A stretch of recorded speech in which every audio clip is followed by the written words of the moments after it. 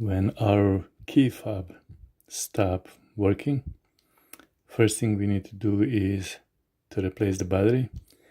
And to replace the battery, in this particular case, I need to press this button to take the key out and then use small screwdriver to pry the cover off like this.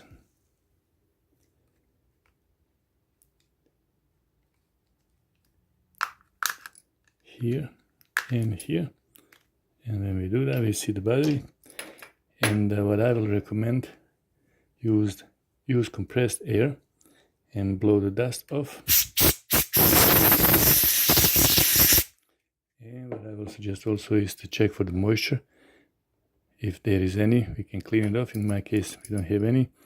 And here it says that we need to put our screwdriver here and take the battery out. And we can remember that plus is on top, minus is on the bottom. And we need to get a new battery and replace it. Same way we take it out and put the cover back by positioning it and pressing it down. Put the key in and test it. That is what it takes to replace the battery. Different key fobs, different ways, but they're similar.